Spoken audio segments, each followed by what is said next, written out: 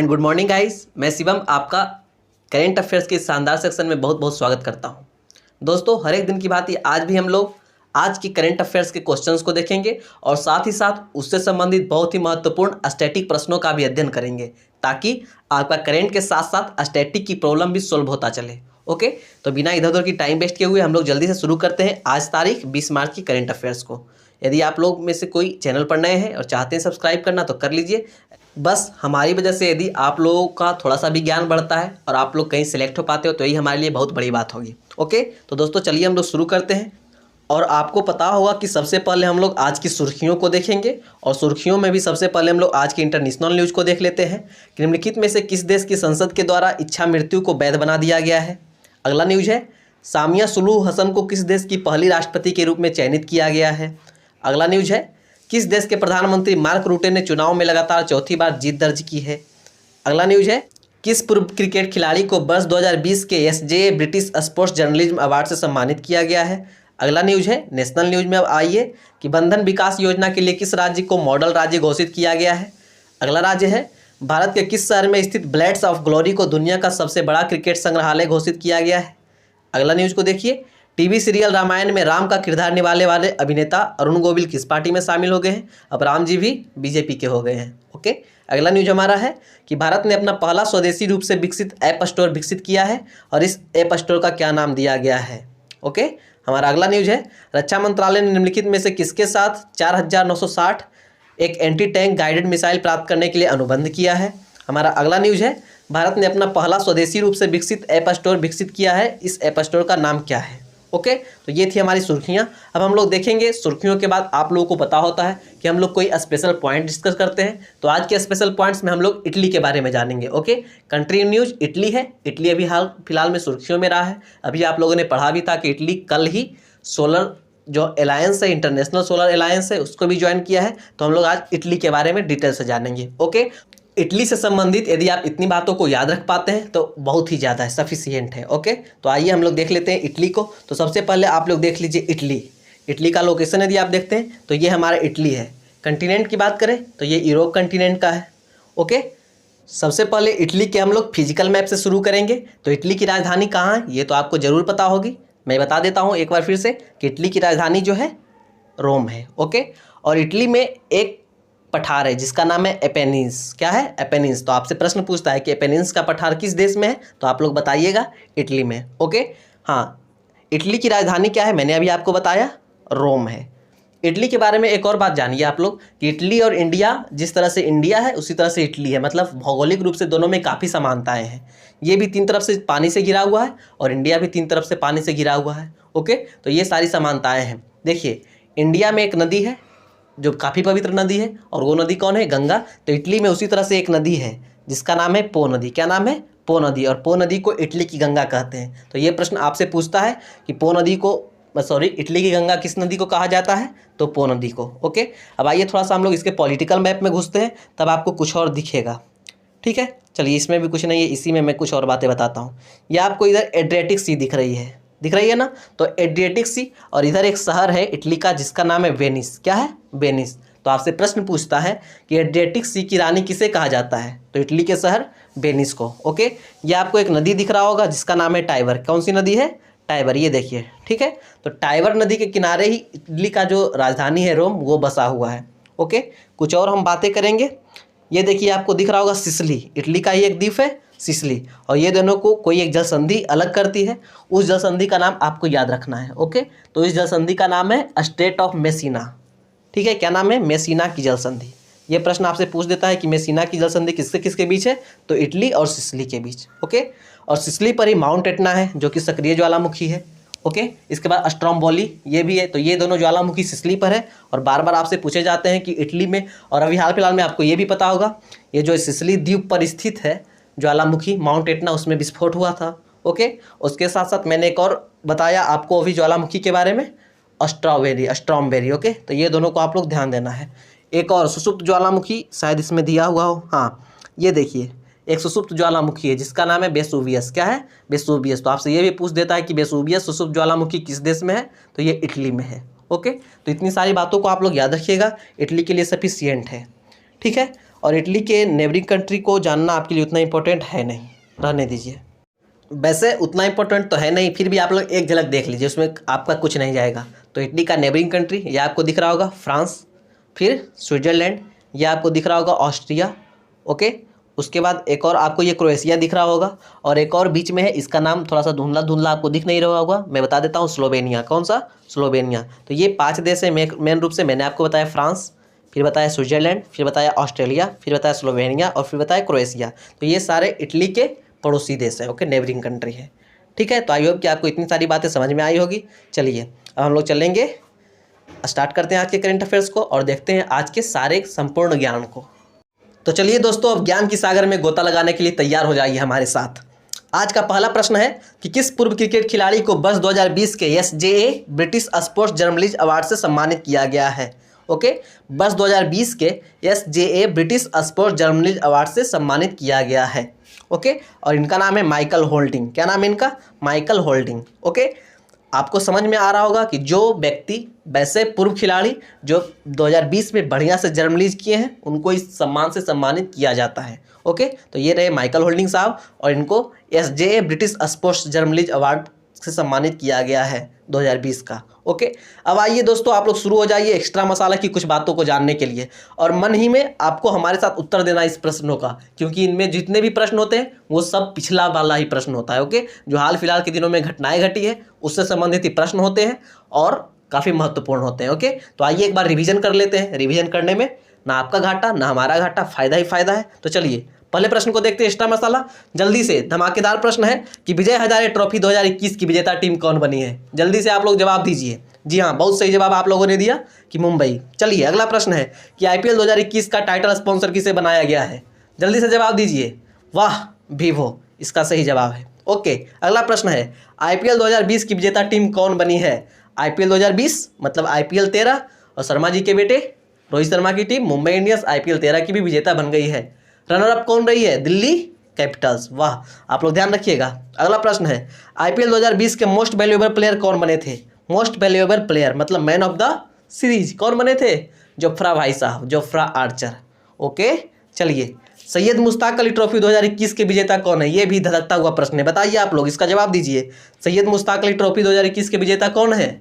जी हाँ, तमिलनाडु की टीम है। चलिए अगला प्रश्न, हाल ही में फरवरी महीने के लिए ICC player of the month का पुरस्कार किसे मिला है? बताओ जल्दी से आप लोग, बैटिंग हम बैट कर रहे हैं, आंसर दो। जी हाँ, बहुत सही जवाब है। हाल ही में फरवरी महीने के लिए ICC player of the month का अवार्ड अश्विन को दिया गया। किसे? अश्विन को। इसका इनॉग्रल अवार्ड जनवरी का अवार्ड किसे दिया गया?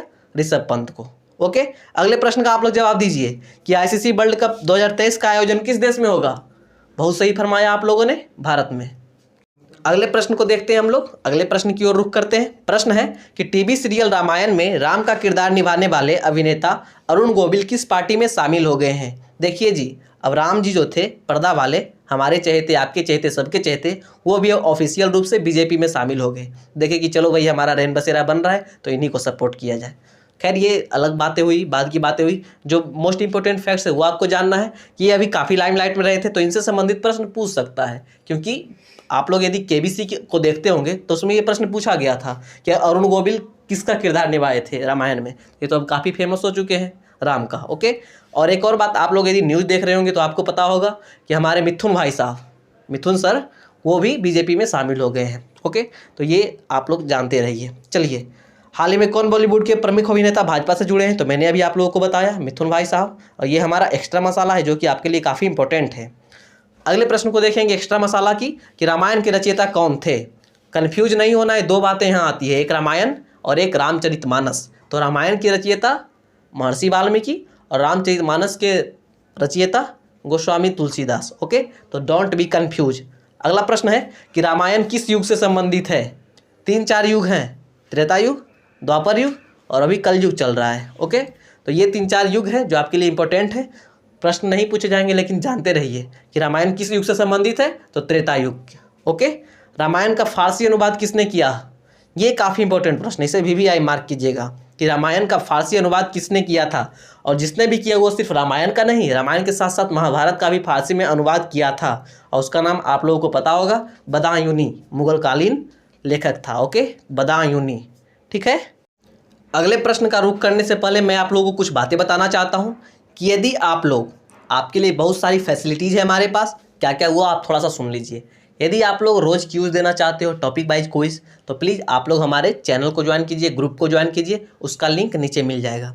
उसके साथ साथ यदि आप लोग रोज़ मॉक क्यूज देना चाहते हो इंग्लिश का, साथ ही साथ इंग्लिश का भी टॉपिक वाइज क्यूज देना चाहते हो, तो उसके लिए भी एक अलग से चैनल है, अलग से ग्रुप है, तो आप उसको भी ज्वाइन कर सकते हो। ओके, साथ ही साथ हमारा वेबसाइट है www.achievers.web.in। इस पर आप ट्रैवल करके बहुत सारी जानकारियाँ ले सकते हो और अपने नोट्स बहुत ही आसानी से बना सकते हो। ओके, काफ़ी शानदार तरीके से वहाँ नोट्स अवेलेबल है। ठीक है, यदि इस वीडियो का आपको पीडीएफ चाहिए तो आपको इधर आना पड़ेगा। ओके, तो प्लीज़ आप इन सारे चैनल, इन सारे ग्रुप्स को ज्वाइन कर ले, आपके लिए काफ़ी बेनिफिशियल होगा। ओके, और साथ ही साथ यदि इस चेंज हुए पैटर्न में, करेंट अफेयर्स के चेंज हुए पैटर्न में किन्हीं को प्रॉब्लम हो रहा है तो प्लीज़ अडॉप्ट करना सीख लीजिए, क्योंकि आपके लिहाज से ही काफ़ी इंपॉर्टेंट बनाया जाता है। हम क्वांटिटी देना नहीं चाह रहे हैं, हम क्वालिटी देना चाह रहे हैं। ओके, बहुत सारे लोग 25 क्वेश्चन एक दिन में करा देते हैं करेंट अफेयर्स के। इतने सारे क्वेश्चन आते कहाँ से हैं, तो मुझे तो यही समझ नहीं आता। आपके लिए मुश्किल से, आपके एग्जाम के लिहाज से 3 या 4 प्रश्न बहुत ज़्यादा है एक दिन के। ओके, किसी दिन मान लिया जाए 5-6 हो सकते हैं, लेकिन बहुत सफिशियंट है। तो इसीलिए बस आपके लिए सफिशियंट प्रश्नों का ही संग्रह लाया जा रहा है।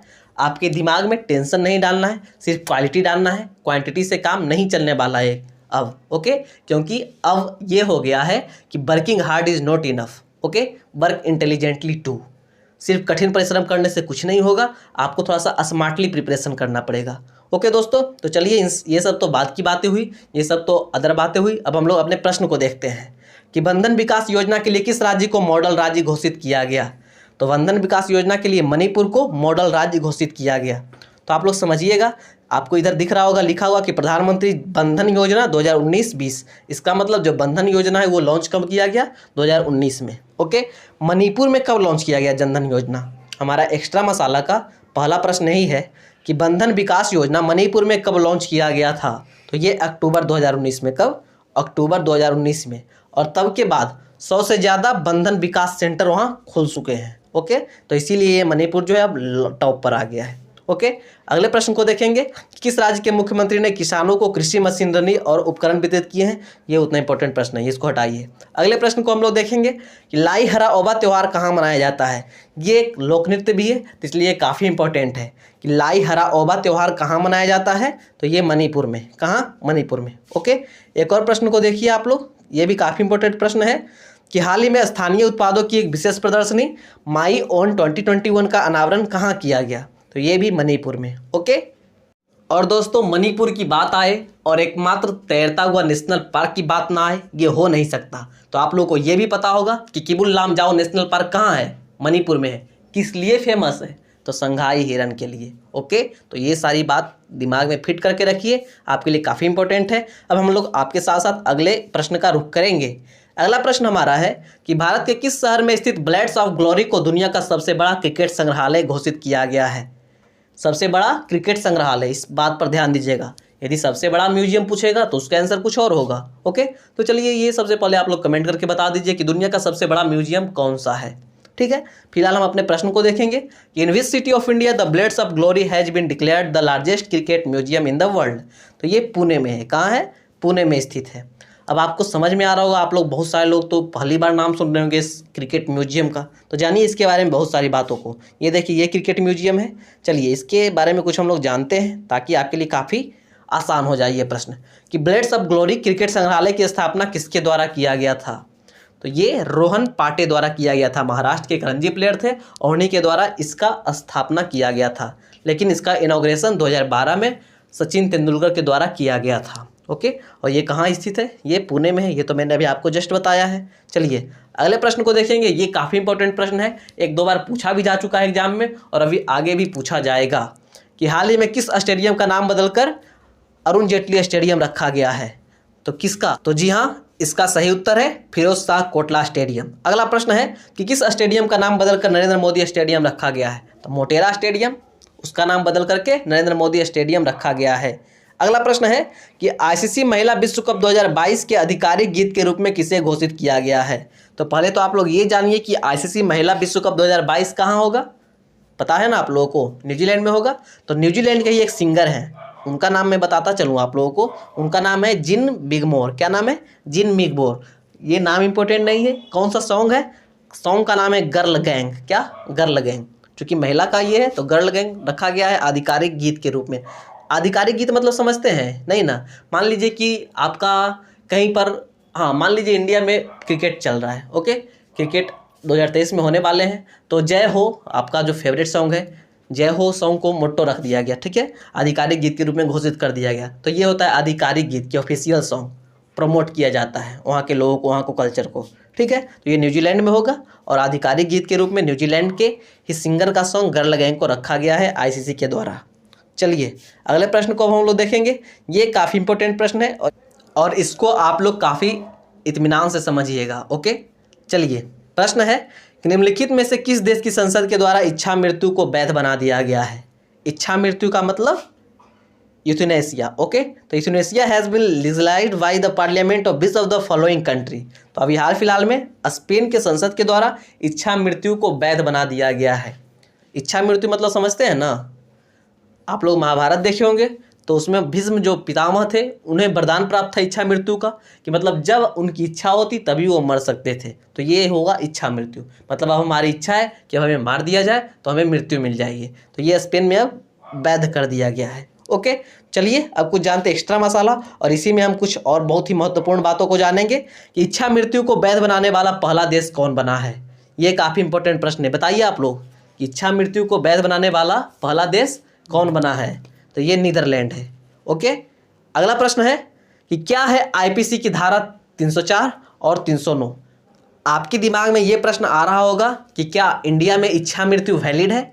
जी नहीं, इंडिया में इच्छा मृत्यु वैलिड नहीं है। इसीलिए मैं आपको सोचा कि चलो थोड़ा सा आप लोगों को कानून की बातें बता देता हूँ कि आईपीसी की जो धारा है 304 और धारा 309 है, ये क्या है। तो धारा 304 पता है आपको क्या है? इसमें ये है कि मान लीजिए कि आप काफ़ी दुख से गुजर रहे हैं, ओके, काफ़ी दर्द में है, फिर भी आपको इच्छा मृत्यु यहाँ नहीं मिलेगा। ये धारा 304 में है, ओके। और धारा 309 में क्या है कि आत्महत्या आप लोग करते हैं तो वो भी एक ऑफेंस है, क्राइम है, ओके। तो ये दोनों हमारा धारा 304 एवं धारा 309 में है, मतलब कि आप किसी भी तरह से यहाँ इच्छा मृत्यु नहीं कर सकते हैं, ओके। ये एक क्राइम है, या फिर आप कितने भी तकलीफ से क्यों नहीं जूझ रहे हो। तो आईपीसी की धारा 304 एवं 309 यही बताती है। चलिए, और यदि आपसे प्रश्न कभी पूछ दिया, गलती से पूछेगा तो नहीं, कि आत्महत्या जो है वो आईपीसी की किस धारा के तहत एक क्राइम है, तो वो धारा 309 के तहत एक क्राइम है, ठीक है। तो आप लोग ध्यान दीजिएगा। अब चलिए एक और प्रश्न है, काफ़ी इंपॉर्टेंट प्रश्न है। इधर हाल फिलहाल में ये घटना घटित हुई कि हाल ही में बुर्के पर प्रतिबंध लगाने वाला दक्षिण एशियाई देश कौन बना है? तो कौन बना है? श्रीलंका। साथ ही साथ आपको पता होगा अभी हाल फिलहाल में एक यूरोपीय देश भी बुर्के पर प्रतिबंध लगाया है और उसका नाम क्या है? उसका नाम है स्विट्जरलैंड, ओके। तो इतनी सारी बातों को आप लोग ध्यान रखिएगा। चलिए अब हम आपके साथ अगले प्रश्न को देखते चले। अगला प्रश्न हमारा है कि सामिया सुलूहु हसन को किस देश की पहली महिला राष्ट्रपति के रूप में चयनित किया गया? तो तंजानिया की पहली महिला राष्ट्रपति बनी है सामिया सुलूहु हसन। आपको पता होगा, आप लोगों ने कल ही न्यूज में जाना होगा कि तंजानिया के जो भी राष्ट्रपति थे वर्तमान में, उनका हार्ट अटैक से निधन हो गया है, ओके। तो इसलिए उनके जगह पर अब पहली बार तंजानिया की महिला राष्ट्रपति के रूप में चुना गया है। किनको?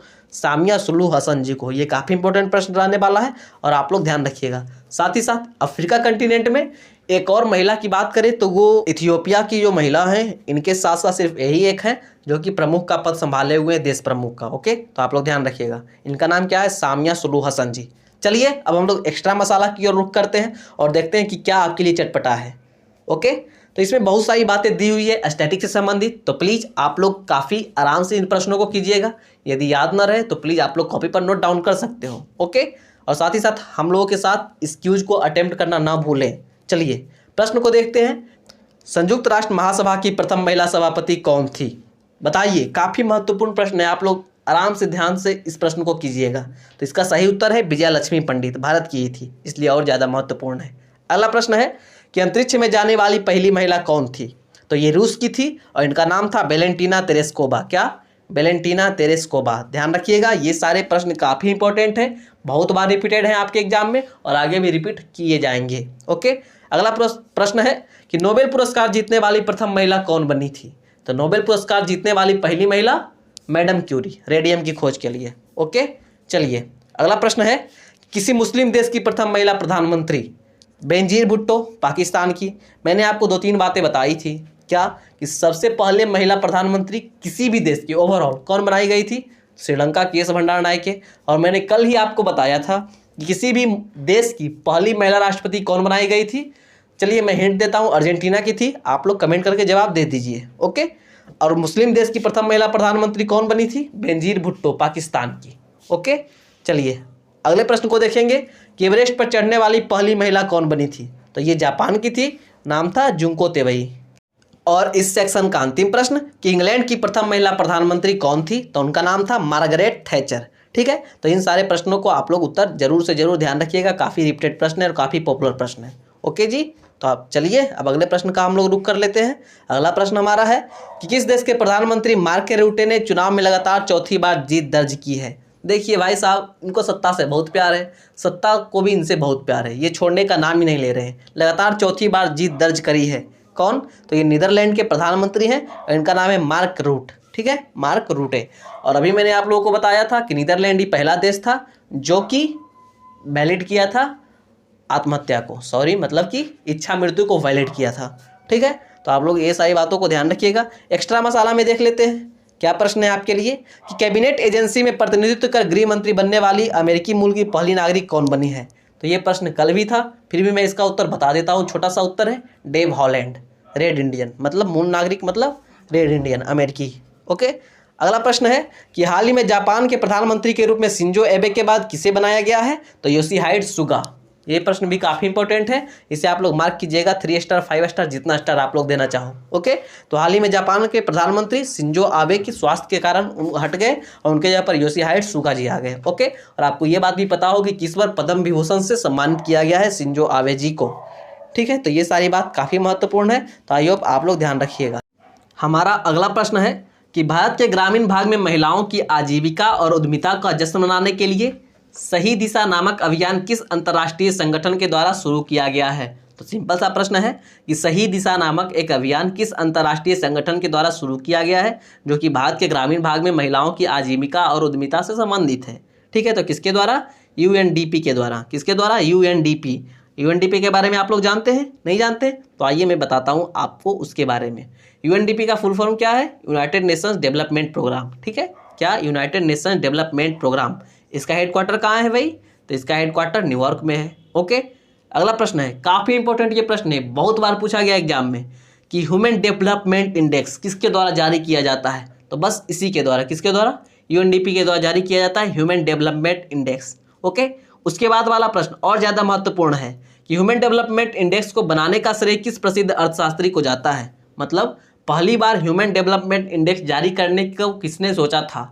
तो किसने? ये भी प्रश्न काफ़ी इंपॉर्टेंट है। पाकिस्तान के प्रसिद्ध अर्थशास्त्री थे महबूब उल हक। क्या? महबूब उल हक, ठीक है। तो उन्हें एचडीआई को बनाने का श्रेय दिया जाता है। आप लोग एक और प्रश्न को देखिए कि एचडीआई जो ह्यूमन डेवलपमेंट इंडेक्स होते हैं इसके कुल कितने आधार हैं? तो मैं थोड़ा सा फ्रेश कर लेता हूँ। एचडीआई के कुल 3 आधार हैं। कितने आधार हैं? 3 आधार, 3 पिलर्स हैं इसके। पहला जीवन प्रत्याशा सूचकांक कि आप कितने बढ़िया से रह रहे हो। दूसरा शिक्षा सूचकांक, पढ़ाई लिखाई कैसी है। और तीसरा प्रति व्यक्ति आय, पर कैपिटल इनकम। ये क्या होता है? पर कैपिटल इनकम कि जितना टोटल आय हो गया पूरे कंट्री का बाई टोटल जनसंख्या है, ये होता है प्रति व्यक्ति आय, ठीक है। तो ये सारी बात को आप लोग ध्यान रखिएगा। एक और प्रश्न है कि ह्यूमन डेवलपमेंट इंडेक्स 2020 में कौन सा देश शीर्ष स्थान पर रहा है? तो ये नॉर्वे हमेशा लगभग यही टॉप पर रहता है। तो नॉर्वे फिर से ह्यूमन डेवलपमेंट इंडेक्स 2020 में शीर्ष पर था, ओके। और हमारे भारत की रैंकिंग क्या थी? 131। कितनी? 131 थी 189 देशों की रैंकिंग में, ओके। अगला प्रश्न है हमारा कि भारत ने अपना पहला स्वदेशी रूप से विकसित ऐप स्टोर विकसित किया है और इस ऐप स्टोर का नाम क्या दिया गया है? समझ रहे हैं? ये काफ़ी बहुत बढ़िया प्रश्न है। प्रश्न है कि India has developed it's first indigenously developed app store. What is the name of the app store? जैसे आप लोग गूगल प्ले स्टोर यूज करते हो, iOS वाला iOS का प्ले स्टोर यूज करता है, ओके। बहुत सारे प्ले स्टोर हैं, मतलब कि जहाँ पर आपको बहुत सारे ऐप्स का संग्रह मिल जाता है, ओके, उसको प्ले स्टोर बोलते हैं, ठीक है। तो उसी तरह से इंडिया भी अपना खुद का एक ऐप स्टोर बनाया है, लॉन्च किया है, जिसका नाम है मोबाइल सेवा ऐप स्टोर। क्या? मोबाइल सेवा ऐप स्टोर। और इसमें करीब 500 से ज़्यादा ऐप अभी लॉन्च किए गए हैं, ओके। मतलब ऐप पहले से ही थे, उसमें कंक्लूड किया गया है, उसमें इंक्लूड किया गया है। ओके, तो आप लोग ध्यान रखिएगा, ऐप स्टोर का नाम क्या है, मोबाइल सेवा ऐप स्टोर। अब वह दिन दूर नहीं होगा कि आपके मोबाइल में गूगल प्ले स्टोर की जगह पर मोबाइल सेवा प्ले स्टोर मिल जाए। ओके, तो ये बात थी। ये आपको मोदी जी दिख रहे होंगे, दाढ़ी वाले बाबा। चलिए अगले प्रश्न को देखेंगे, उससे पहले हम लोग एक्स्ट्रा मसाला के बारे में जानते हैं कि मोबाइल सेवा ऐप स्टोर किस मंत्रालय के द्वारा लॉन्च किया गया है। तो ये काफ़ी टुच्चू-सा प्रश्न है, काफ़ी इजी प्रश्न है कि मोबाइल सेवा ऐप स्टोर किस मंत्रालय के द्वारा लॉन्च किया गया है। तो वही इलेक्ट्रॉनिक्स एंड सूचना प्रौद्योगिकी मंत्रालय द्वारा किया जाएगा। ये भी कोई प्रश्न हुआ। चलिए अगले प्रश्न को देखेंगे कि गूगल के सीईओ कौन है। काफ़ी इंपॉर्टेंट प्रश्न है। अपना देश का लाल सुंदर पिचाई ही गूगल के अभी सीईओ हैं वर्तमान में। ओके, अगला है कि ट्विटर के सीईओ कौन है। तो ट्विटर के सीईओ जैक डॉर्सी हैं। आप लोग सोच रहे होंगे कि ये सब मैं क्यों बता रहा हूँ, तो ये सारे जितने भी ऐप हैं और ये सारी जितनी भी कंपनियां हैं और इसके जो सीईओ हैं वह भी काफ़ी हाईलाइटेड है। ओके, अभी आपको ये भी पता होगा कि ट्विटर और इंडिया के सरकार मंत्री के बीच, मतलब इंडिया की सरकार के बीच कुछ अंदरूनी जंग भी छिड़ी हुई थी, लेकिन अब सब ठीक है। ओके, तो ट्विटर के सीईओ कौन है, जैक डॉर्सी जी हैं। सीईओ ऑफ स्पेस एक्स, काफ़ी इंपॉर्टेंट प्रश्न, मार्क कीजिएगा। स्पेस एक्स के सीईओ कौन है, तो सबसे अमीर व्यक्ति एलोन मस्क, और इन्हीं की कंपनी स्पेस एक्स के द्वारा 143 रॉकेट एक साथ भेजे गए, उपग्रह एक साथ भेजे गए। ठीक है, चलिए अगला प्रश्न है कि विप्रो का सीईओ कौन है। विप्रो के सीईओ कौन है। तो पहली बार कोई इंडियन कंपनी के विदेशी सीईओ बनाए गए और वो कौन है, थियरी डोलापार्टो। ठीक है, तो विप्रो के सीईओ कौन है, थियरी डोलापार्टो। अगला है कि माइक्रोसॉफ्ट के सीईओ कौन है। तो माइक्रोसॉफ्ट इंडिया के सीईओ कौन है, सत्या नडेला जी। कौन, सत्या नडेला। तो इन सारे प्रश्नों का उत्तर आप लोगों की जुबान पर होना चाहिए, दिमाग में बैठा होना चाहिए। ओके, हमारा आज का अंतिम प्रश्न है कि रक्षा मंत्रालय ने निम्नलिखित में से किसके साथ इतने Mylan 2T anti tank guided missile प्राप्त करने के लिए अनुबंध किया है। सिंपल सा प्रश्न है कि अभी Mylan 2T anti tank guided missile प्राप्त करने के लिए सरकार द्वारा किसके साथ अनुबंध किया गया है, करार किया गया है। ठीक है, वो भी करीब 5000 के आसपास। तो भारत डायनेमिक्स लिमिटेड, ये अभी आपके दिमाग में, आपके सामने ये नया कंपनी आया होगा। ऐसे आपको DRDO नहीं तो फिर HAL, ये ही आपको दिखता होगा। तो भारत डायनेमिक्स लिमिटेड ये अभी नया है। ओके, मतलब नया आपके लिए है, ये पहले से इस्टेब्लिश है ही। तो चलिए इसके बारे में हम लोग जान लेते हैं। पहले तो आप लोग ये जानिए कि एंटी टैंक गाइडेड मिसाइल क्या है। एंटी टैंक गाइडेड मिसाइल, ठीक है, तो ये काफ़ी इंपॉर्टेंट मिसाइल है हमारे सिक्योरिटी के लिहाज से, कि कोई भी यदि अपना रेडिएशन हमारे फील्ड में भेजने की कोशिश कर रहा है तो हम उसको नष्ट कर सके। तो यही होता है एंटी टैंक गाइडेड मिसाइल। इसको हम लोग नीचे से भी छोड़ सकते हैं और ऊपर से भी छोड़ सकते हैं। ओके, इस मतलब सरफेस से भी और स्काई से भी, तो ऐसा कोई हार्ड चीज़ है नहीं। चलिए इसके एक्स्ट्रा मसाले के बारे में हम लोग जानते हैं कि भारत डायनेमिक्स लिमिटेड का मुख्यालय कहाँ है। तो ये हैदराबाद में। कहाँ, हैदराबाद में। ओके, अब चलिए DRDO भी आपके सामने आ ही जाता है बार बार, तो DRDO के बारे में तो आपको पता ही होगा। चलिए एक बार रिवाइज करते हैं कि DRDO का फुल फॉर्म क्या है, Defence Research Development Organisation. Okay, DRDO की स्थापना किस वर्ष हुई थी भाई, तो 1958 में। काफ़ी इंपॉर्टेंट है। लेकिन इसरो की स्थापना कब हुई थी, 1969 में। तो आप लोग दोनों को ध्यान रखिएगा। DRDO के चेयरमैन कौन है, G सतीश रेड्डी, और इसरो के K सिवन। ठीक है, चलिए भारत की पहली स्वदेशी एंटी रेडिएशन मिसाइल का नाम क्या है।